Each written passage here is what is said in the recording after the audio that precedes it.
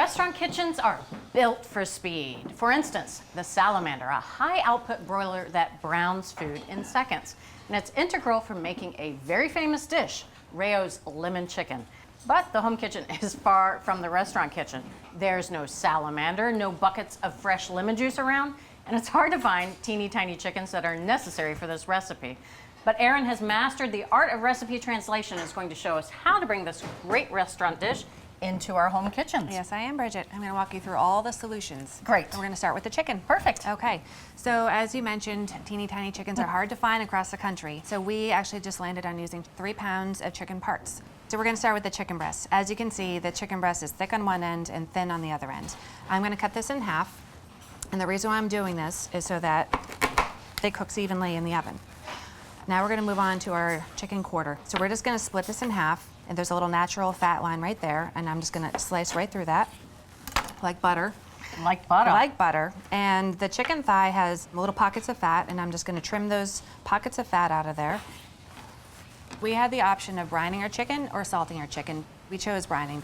I'm gonna add a half a cup of table salt to 2 quarts of cold water. I'm just gonna whisk that up until the salt dissolves, and I'm gonna add my chicken. All right, so we're gonna brine this in the refrigerator for about 30 to 60 minutes. So Bridget, I've taken the chicken out of the brine and I've patted it dry, and now we're gonna get to our cooking. I've worked in a ton of restaurants and I've used a lot of salamanders and they're awesome, but we don't have a salamander in the test kitchen. Do you have one? I barely have a broiler at home. I have to lie down on my kitchen floor and hold the drawer up. Photo op. Yeah, exactly. So we needed to come up with a method that would give us that really brown, beautiful, crisp skin that the salamander would give us. I have a 12-inch skillet over medium-high heat with a teaspoon of oil in there heating up. And I'm gonna pat my chicken dry one more time. So what we're looking for is the oil to just start smoking. Oh yeah. So we're gonna cook the skin side down.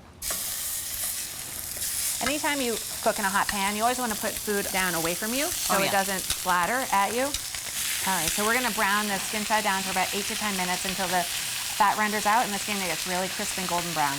Now, it might look like we've overcrowded this pan. We put all the chicken in one batch, but that is by design. Erin was very smart. She heated up the pan and the oil to the point that the oil was just smoking. That means that both the pan and the oil are hot enough to brown all the chicken all at once. These have browned for about 8 minutes on the skin side down. You ready? Oh, yeah. Look at that beautiful brown chicken. Perfection. I'm gonna remove only the breast meat from the pan. Dark meat needs a little bit more time to get to the temperature than the white meat does. So we found that just by leaving the dark meat in the pan for an extra 3 to 5 minutes and browning the second side helped to synchronize the cooking texture so that they came out at the same time. Okay, Bridget, we have browned the chicken for about 3 minutes. It's just the dark meat, and see how nice and brown that is on the bottom? Yep. I'm gonna pour off this chicken fat. So we're gonna take 2 tablespoons of unsalted butter, 1 shallot minced, 1 garlic clove minced, and we're gonna cook these just for about 30 seconds until fragrant. And the moisture from the shallots and the butter is gonna help to deglaze all that fond that we have in the pan, which is really nice. Then as soon as you added the shallots and the garlic. Yep. Yeah, now we're cooking. Amen. Now we're gonna add 4 teaspoons of flour. This is gonna thicken our sauce. Now a lot of sauces are thickened at the end, but we're gonna do the reverse. I'm gonna cook this for about 1 minute. Now we're gonna add 1 cup of chicken broth. So Reyes uses about 2 cups of lemon juice in their chicken. And their chicken is amazing, but we're just gonna use 1/4 of a cup of lemon juice. We found that this was all that we needed for that lemon kick that we wanted. So now we're gonna cook this just for about 2 minutes or so until it thickens up and gets slightly reduced. Okay. So this is reduced for about 2 to 3 minutes, and as you can see, the liquid has gotten nice and thick. So we're gonna add 1 tablespoon of lemon zest to our sauce. This is how you were able to reduce from 2 cups down to a quarter cup. Yep. We went to a different part of the lemon. And lemon zest can really hold up to the heat of the oven. The flavor compounds just kind of stick with it. Can you, oh, isn't that beautiful? That is amazing. Yeah. As soon as you it's like added you're in a that. lemon grove, right? Yes. Yeah. Okay, so now we're gonna add our chicken back to the pan, and it's really important that you keep that nice, beautiful, crisp skin side up. We don't want that sauce to sog it out. We spent all that time getting it nice and brown, so we don't wanna go backwards. Okay, so now we're just gonna add leftover chicken juices from the resting chicken. So much flavor there. A lot of flavor. Turn off the heat, and we're gonna go into a 475-degree oven, and we're gonna cook this for about 10 minutes until the white meat cooks to 160 and the dark meat cooks to 175. Oh, look at Look that. at that beautiful chicken. While that's resting, we're gonna make a fresh garnish. Okay. So I'm gonna take a teaspoon of fresh oregano leaves, a tablespoon of fresh parsley leaves, and a teaspoon of lemon zest, just to give it a little bit of fresh, fruity flavor. Okay, so I'm just gonna chop this up. Voila, we're finished. Beautifully done. Okay, so we're gonna take the chicken, it's rested nicely for about 5 minutes. Resting the chicken right in the pan, it makes so much sense because we take it out of the roasting pan, let it rest on the side. There's always tons of juice that comes out of it. Letting it stay in that sauce, we know exactly where all that juice is going to go. Exactly. Okay, so you see all that fond that builds up in the oven? Yes, I do. We're gonna bring that back into the sauce.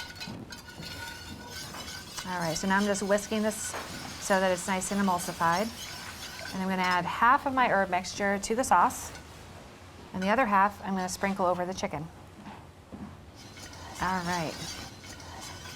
And we wanna keep our skin really crisp, so I'm just gonna pour half of the sauce around the chicken, and I'm gonna put the other half in the bowl. And then serve it alongside.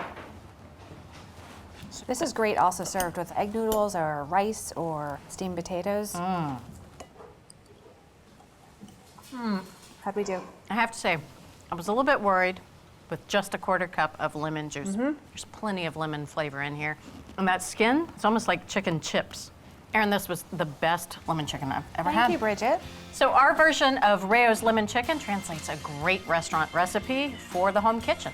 Swap in chicken parts for hard-to-find small chickens, brown the chicken in a skillet, and finish it in the oven in our great lemon sauce, a variation we boosted with lemon zest. And there you have it. From our test kitchen to your kitchen, skillet-roasted chicken in lemon sauce. Thanks for watching America's Test Kitchen. What'd you think? Well, leave a comment and let us know which recipes you're excited to make, or you can just say hello. You can find links to today's recipes and reviews in the video description. And don't forget to subscribe to our channel. See you later. I'll see you later.